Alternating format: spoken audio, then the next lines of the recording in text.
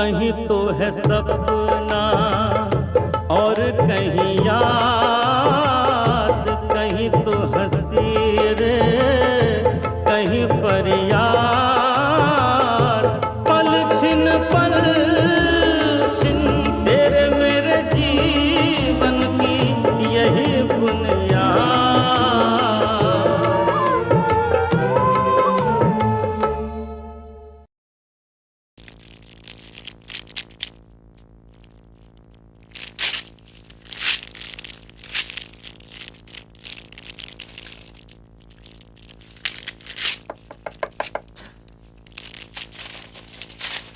कौन है?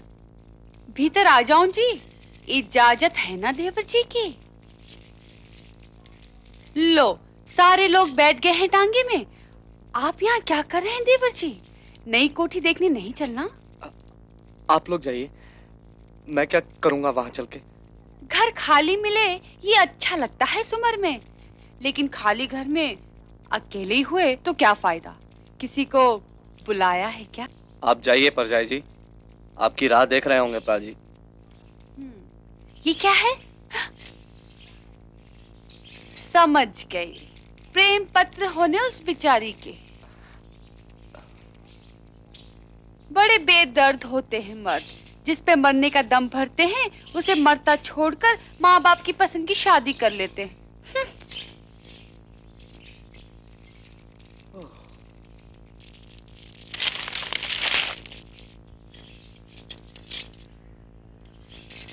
हवेली नहीं आया? वो हवन कर रहे हैं जी। हवन तो वो सुबह कर चुका। अब जो हवन कर रहे हैं देवर जी, उसके लिए आपको बहुत बहुत बधाइयाँ। जब कोई आदमी अपने प्रेमिका के पत्र फाड़ के जला दे तो समझ लो कि अपने माँ बाप की पसंद की लड़की से शादी कर लेगा। नहीं आता तो रहने दे, चल।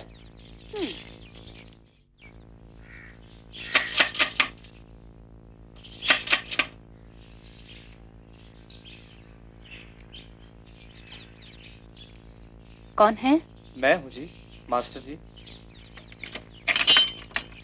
नमस्ते लाजू जी। नमस्ते जी। आप यहाँ क्यों आए मास्टर जी? मामा जी ने तो कहा था कि मास्टर जी को विच्छू वाली से दूरी रखो। मैंने इस बारे में बहुत सोचा लाजू जी, और इसी नतीजे पे पहुंचा कि इस कठिन घड़ी में यहाँ ना आना बुज़दिली की निशानी होगी। बुज़दिली की नहीं, समझदारी की। जिस समझदारी से बुज़दिली की गंध आती हो उसे मैं मंजूर कर नहीं पाता। मैंने वो सब कागजात जला दिए हैं जी। अच्छा हुआ कि छापा पड़ने से पहले ही मैं उन्हें भाई आत्मानंद की दुकान से उठा लाया, वरना तो कई और लोग गिरफ्तार हो जाते। पता नहीं अब भी क्या हो। पुलिस को कहीं ना कहीं से सुराग मिल ही जाता है। सारे आदमी मामा जी के भरोसे के थे, पुराने थे, परखे हुए थे। नया तो जी बस मैं ही था। सच बताइए लाजू जी, क्या उन्हें मुझ पे शक है? आप क्यों बात का मतलब गलत निकालते हो मास्टर जी? वो तो आपको दूर सिर्फ इसलिए रखना चाहते हैं कि आप पकड़े ना जाएं और आपके पुश्तैनी बिजनेस की आड़ गदर पार्टी के काम के वास्ते मिलती रहे। और वैसे भी मामा जी का ख्याल है कि आप खुद इनकलाबी काम के लायक हो नहीं। लगता है सबको निराश करना ही मेरी नियति है। घर वालों को इनकलाबी बन के ना उम्मीद किया और इनकलाबियों को घरेलू। सच बताइए लाजो जी, क्या आप भी यही चाहती है कि मैं विच्छू वाली से नाता तोड़ लूं? जी मामा जी चाहते हैं। जी चाहते तो मेरे घर वाले भी हैं, मगर लाजो जी मेरे लिए नाता जोड़ना जितना मुश्किल होता है, तोड़ना उससे भी ज्यादा मुश्किल।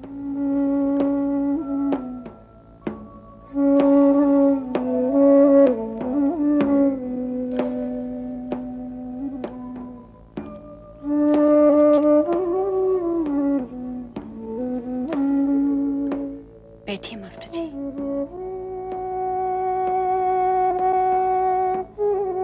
आप अपने लिए एक नया सूट बनवा लें लाजू जी। ये तो मैं शाम को कुछ और पैसे दे जाऊंगा। मेरे वास्ते तकलीफ ना करें मास्टर जी। आपको भाई आत्मानंद के वकील को भी और देने होंगे।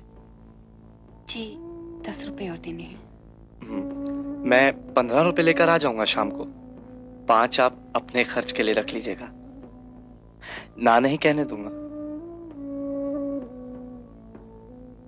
यही बुनियाद।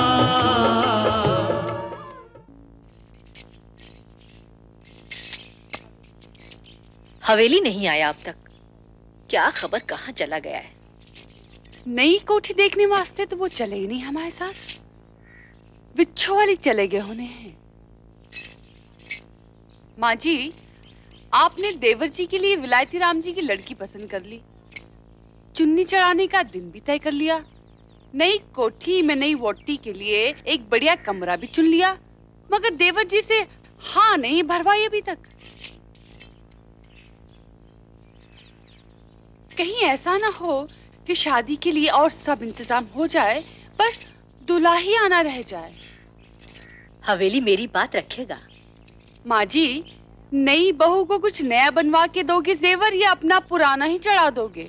जैसा मेरा बड़ा बेटा और बहू सुझाएंगे वैसा ही करूंगी। नए जमाने की बातें तो उन्हें ही ज्यादा समझ में आनी है। बड़ी बहू क्या बताएगी माता जी? बड़ी बहू को तो जिसने जो दिया उसने सर माथे लगाया, लेकिन सभी बड़ी बहू जैसे सीधे नहीं होते ना। अपने से ज्यादा पैसे वाले घर की बेटी ला रहे हो बहू बना के, तो उसने तो नखरे करने ही हुए आपसे। हम तो किसी तरह का फर्क करेंगे नहीं, बेटी कितने ही बड़े घर की होवे, बहू तो इसी घर की होगी। नहीं, आप उसे दो बढ़िया। रब की मेहरबानी और इनकी मेहनत से आज हैसियत है बढ़िया देने की। बहुओं में फर्क नहीं करना चाहते हो तो मेरे लिए भी वही बनवा देना जो उसके लिए बनवाओगे। जरूर बनवा देंगे बीबी रानी। नई कोठी देखा है चाय जी? पसंद आई? बहुत। मैं तो तेरी शादी वहीं से करूंगी। वीरा वाली और पाशो तो वहीं रह गई, कहती है शादी के लिए कोठी सजवाएंगी। लेकिन तू कहाँ रह गया था पुत्र? ऐसे ही जरा। से अपनी निशानियां वापस लेने? किससे? भरजाई जी को तो हर वक्त मस्खरी ही सूझती है। विच्छो वाली गया था? मैंने तेरे से कुछ पूछा है पुत्र? मैं वहां गया था, मगर वो बात नहीं है जो आप समझते हैं। उस दिन इतना समझाया पर कोई असर नहीं हुआ। पहले मैं सोचती थी कि लोग यूं ही तेरे को बदनाम कर रहे हैं, लेकिन कथा के दिन तो वो यहीं आ गई और तू उसके बुलाने पर प्रसाद तक छोड़ के चला गया। भाई आत्मानंद जी गिरफ्तार हो गए थे, इसलिए गया था चाय जी। मैंने विलायती राम जी की बेटी से तेरी शादी पक्की कर दी है। चुन्नी चढ़ाने का दिन भी तय हो गया है। अब कोई जरूरत नहीं है कहीं आने जाने की। चाय जी, मैं बता चुका हूँ कि मैं शादी नहीं करूंगा। तो क्या उसी विधवा के चक्कर काटेगा? चाय जी, समझने की कोशिश किया करो ना। क्या समझू पुत्र? देख, मैंने तेरे को कभी किसी बात के वास्ते नहीं टोका। तेरी हर जिद के आगे मैं झुकी। तूने लाला जी से बहस की तो मैं हमेशा तेरे हक में बोली। लोग कहते हैं मैंने ही तेरे को सिर चढ़ाया है। मैंने इससे कब इनकार किया चाय जी? अगर ये लाजो हमारी बिरादरी की होती, चलो वो भी नहीं, कंवारी ही होती, तो अभी मैंने तेरी इस जिद के आगे झुक जाना था। लेकिन वो तो विधवा है पुत्र। मैंने कब कहा कि मैंने लाजवंती जी से शादी करनी है? तो फिर क्यों खुद बदनाम हो रहा है और उसे भी कर रहा है? तू आर्य समाजी बना, मैंने कुछ नहीं कहा। इनकलाबियों में उठा बैठा, मैं कुछ नहीं बोली। लेकिन तू कंवारा रहे और बदनामी मोल ले, ये मुझसे बर्दाश्त नहीं होगा। देख पुत्र, तेरे को करनी ही होगी विलायती राम जी की बेटी से शादी।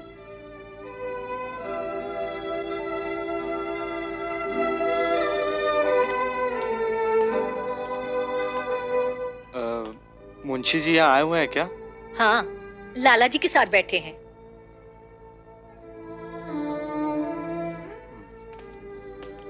चला जा भीतर, तेरी ही शादी का इंतजाम करवा रहे हैं। मैं बाद में दुकान में ही मिल लूंगा।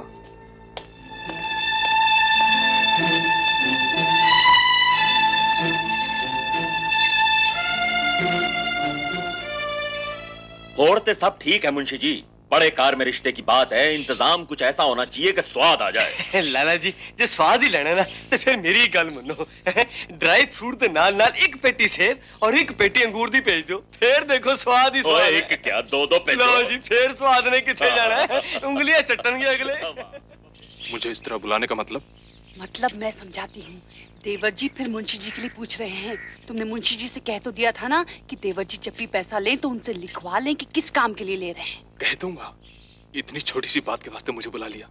जब सारा पैसा उस रंगीली विधवा की झोली में जा पड़ेगा ना, तब तो बड़ी बात होगी।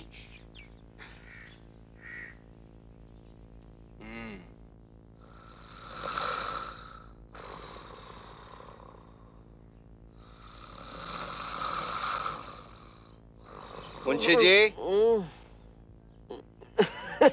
कहो छोटे लाट जी। अब आप जागें तो कुछ कहूं जी। देखो जी, मैं सोया जरूर था, लेकिन लाला जी की बही पे सर रख के पुत्र जी जो भी मांगना है मांग ले।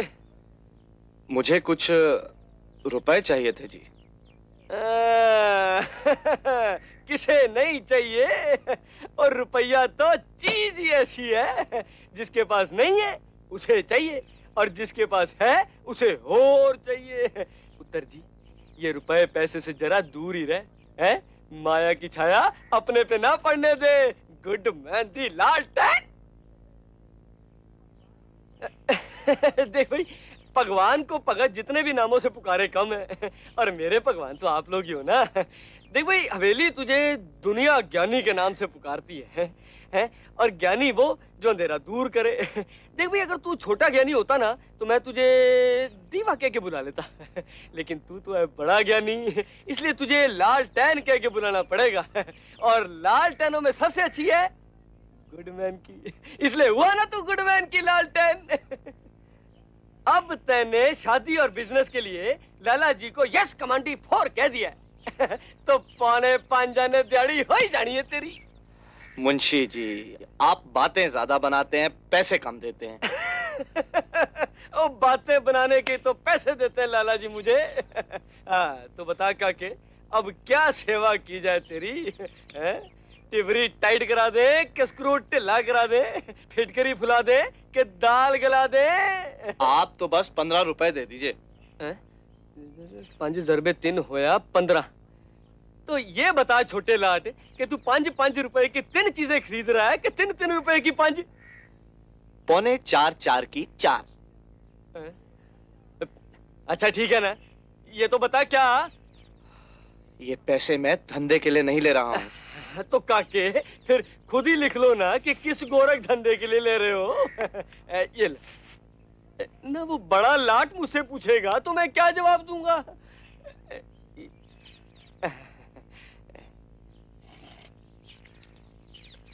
1 2 3 ये ले।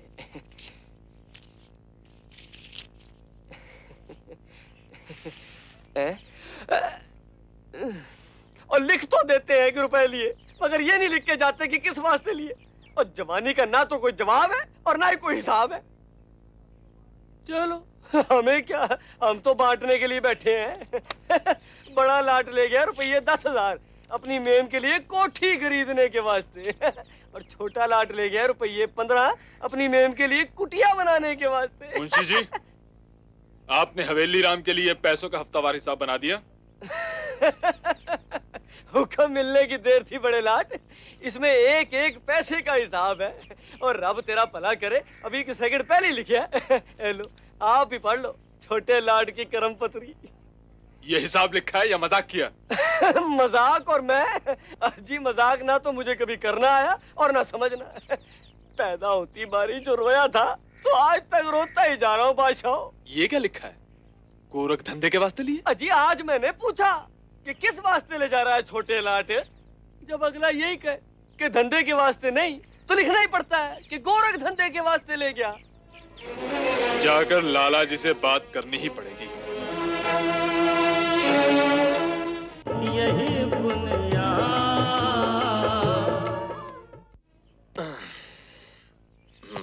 लो जी, मैं तो अब थोड़ा आराम करने चला हूँ। यहाँ कौन करने देता है जी आपको आराम? इतना बड़ा कारोबार फैला लिया है, कभी कोई झंझट तो कभी कोई। रब करे ऐसे झंझट बढ़ते ही जाएं। जिन्होंने दाने दाने का मोहताज करके निकाला था मुझे गांव से, उन्होंने कभी सोचा था कि शहर में जाके मेरा इतना बड़ा कारोबार हो जाएगा? बस मेरे हवेली की शादी हो जाए, फिर मैंने आपको ले जाना है तीर्थ यात्रा पर, तभी कर सकोगे थोड़ा आराम। और यात्रा में आराम मिलना कि थकान होनी है? यहाँ से तो ज्यादा ही मिलना है आराम। लो फिर आ गया पुत्र कोई सवाल लेके। और ये मेरे आराम करने का वक्त है बरखुरदार।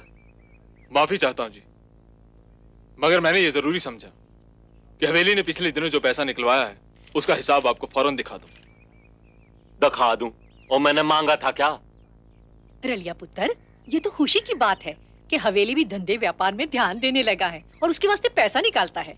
पैसा निकालने के लिए किसने मना किया है? मगर मुंशी जी को वो ये नहीं पता था कि किस लिए ले रहा है। ओए, उस मस्खरे मुंशी की हिम्मत कैसे हुई पूछने की? मैंने ही कहा था जी पूछने को। क्यों? इसलिए कि मुझे पता चला है कि वो गलत कामों में पैसा खर्च कर रहा है। ऐसे खर्चे करने का शौक होता तो अपनी पूरी की पूरी तनख्वाह लाकर लाला जी के हाथ में नहीं रख देता मेरा हवेली। हुल्ली ने मुझे कई तरह से नाउमीद किया है, लेकिन चाल चलन के बारे में उसने कभी शिकायत का मौका नहीं दिया। मैं मान ही नहीं सकता कि हुल्ली शराब शुरू पीने पर या गाना गुना सुनने पर पैसा खर्च करने लगा है। ये करता होता तो बिगड़ा रईस कहलाता, लेकिन वो तो विच्छो वाली की उस विधवा पर पैसे लुटा रहा है और उसकी खातिर इनकलाबियों पर। ये किसने कह दिया? उसकी हरकतों ने। ये देखिए, भाई आत्मानंद की गिरफ्तारी के अगले दिन ही उसने 20 रुपए निकलवाए। किस वास्ते? वकील करने के लिए। लोगों के भड़काने में नहीं आया जाता पुत्र। आप तो देख के भी नहीं देखना चाहते चाची जी। हवेली उस विधवा के साथ पींगे बढ़ा रहा है और आप शहर के नामी रईस की बेटी से उसका रिश्ता पक्का करा रहे हैं। नाक कटवा देनी आपके लाडले ने हम सबकी। और बाबूजी, अगर ये हवेली इसी तरह हमारे पैसे से इनकलाबियों के लिए वकील करता फिरा तो अंग्रेजों ने हमारा भट्ठा बिठा देना। मुंशी जी से कह देना कि आगे कभी हुल्ली पैसा मांगे तो उससे कहो कि लाला जी से ले ले। छोटे लाट, पैसों की बात तू जाके लाला जी से कर। आपसे क्यों नहीं? नहीं, मेरे से इसलिए नहीं गुडमैन दी लालटेन कि अंग्रेजी मुझे थोड़ी कम ही आती है। स्ट्रेट है सीधा ते राउंड है गोल, मनी है पैसा ते शटअप ना बोल। बात क्या है मुंशी जी, जरा हिंदी में समझाइए। बात ये कि मे गॉड हेल्प यू, रब तेरा करे भला। अकाउंट तेरा लाला जी के पास गया ही चला, तू जाके लाला जी से मांगना। 4 रुपए चाहिए मुंशी जी। अब इसके लिए लाला जी को परेशान करूं क्या? तेरे लाला जी ने तेरे को 4 पैसे तक देने की ताकत छीन ली मुझसे। नहीं, वैसे तो ये मुंशी माला माल है, मगर हाय हवेली तेरे लिए कंगाल है। तू जाके लाला जी से मांग।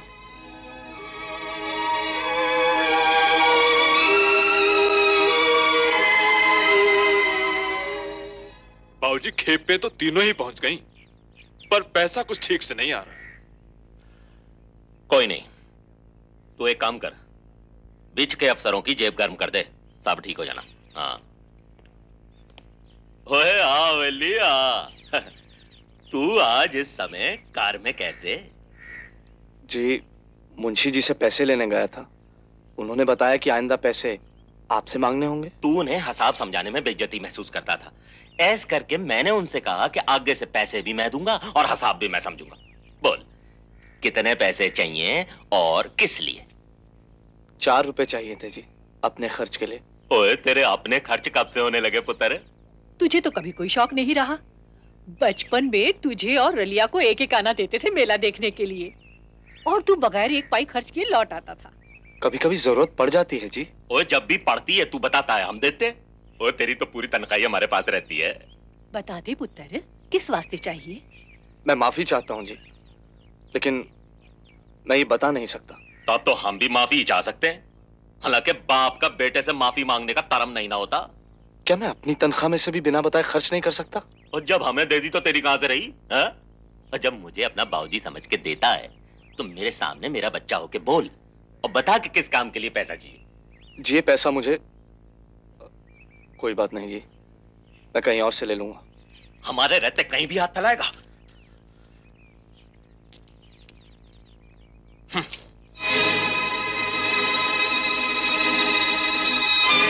मैं अपने खर्चे के लिए किसी के भी आगे हाथ नहीं फैलाऊंगा।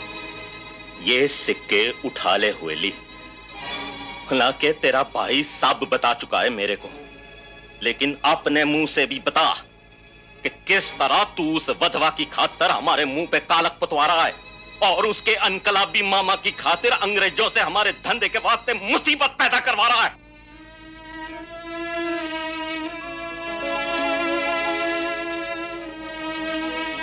बाबूजी, अगले महीने से मैं अपनी तनख्वाह अपने पास ही रखूंगा।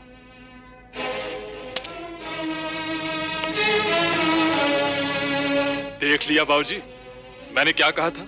देख तो काफी लिया, अब तो खाना भी पड़ेगा। जन को सुन, अगर ये तेरा लाडला पुत्र उस विधवा और उन इनकलाबियों के पास अब भी जाता रहा तो मैं सरकार से तो निकाल ही दूंगा और अपने वारसों में से भी उसका नाम कटवा दूंगा।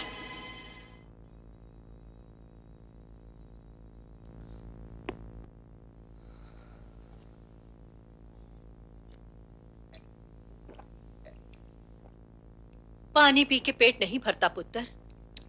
ले खाना खा ले, मैं यहीं ले आई हूँ थाली। चाय जी, मैंने कहलवा तो दिया था कि मुझे भूख नहीं है। भूख से ज्यादा गुस्सा है। लाला जी भी मारे गुस्से के नहीं खा रहे खाना। अब खत्म करिए झगड़ा। पकड़िए पैसे। मैं दे रही हूँ, लाला जी नहीं। मैं किसी का भी एहसान नहीं लेना चाहता। मेरा तो लेना ही पड़ेगा। तुझे तो जन्म तक मेरा दिया हुआ है। अब खाना खाकर नीचे चल और खत्म करिए झगड़ा। मेरा क्या झगड़ा है किसी से? मुझे क्या दिलचस्पी है पैसे से? लेकिन ये कहां का इंसाफ है कि प्राजी तो परजाई जी की बात रखने के लिए हजारों रुपए की कोठी खरीद ले और मैं अपनी जरूरत के लिए 4 रुपए न ले सकूं। तेरे साथ भी इंसाफ करेंगे लाला जी, मगर तू भी तो उनके साथ इंसाफ कर। शादी कर, घर बसा, पोता दे उनकी गोद में खिलाने को, फिर कोठी या महल के पैसे निकलवा ले उनसे। मेरे लिए कोई अहमियत नहीं है इन चीजों की चाय जी। मैं तो देश और समाज के लिए काम करना चाहता हूं। बेटा, मैं तो बिल्कुल अनपढ़ मूर्ख हूं, मगर इतना जानती हूं कि देश और समाज की कितनी ही बड़ी बड़ी बातें कर लूं, आखिर में घर गृहस्थी की छोटी मोटी बातें ही जिंदगी का हासिल रह जाती हैं।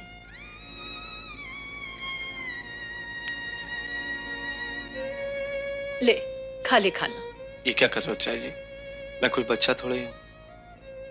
बातें तो बच्चों वाली ही कर रहा है। तू इन कलाबियों की मदद कर, चाहे उस लड़की की। तेरे से कोई कुछ नहीं कहेगा, लेकिन पैसे तो किसी और के हाथ भी भिजवाए जा सकते हैं। तो खुद क्यों जाए? जाने में बदनामी का ही नहीं, गिरफ्तारी का भी खतरा है। और फिर ये भी सोच, अगर तेरी बदनामी हो गई तो तेरी बहन का रिश्ता कराना भी मुश्किल हो जाएगा। चाय जी, आप पहले वीरावाली की शादी करा दो। मगर तू ये रुपए देने वहां जाएगा? किसी नौकर के हाथ भिजवा देना आप, बिच्छू वाली।